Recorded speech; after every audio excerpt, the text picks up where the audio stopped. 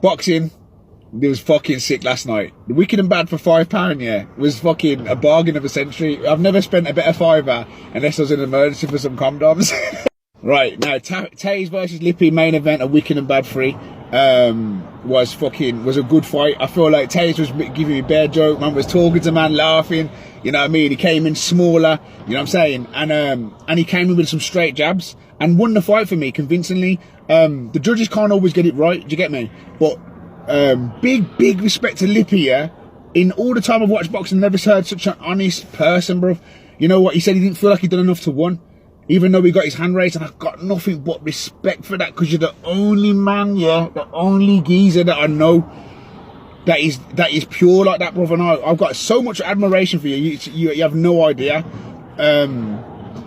But yeah, in the comment section as well on Bouncer Play Dirty's post saying that, but you don't feel like boxing for him, bruv. And it's not, bruv. It ain't for you. Maybe it's not for you, but you going in there doing something that ain't for you. And you've done it for all the youths and everyone out there. You show a man on road, you can go in there and have a straight now. Do you get what I'm saying? You know, honestly, God, you don't know what you're doing, bruv. You don't know what you're doing. So respect to you. And it is a very difficult sport, a very difficult, demanding sport.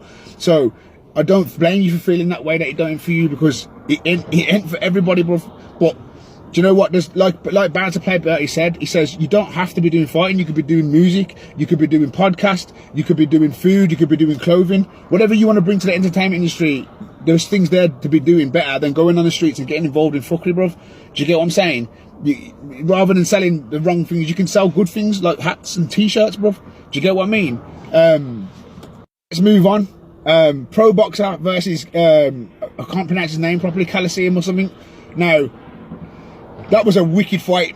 Pro boxer got licked up. Let's face it, he got licked up. But you know, in the midst of that, he did score a knockdown that the referee didn't give.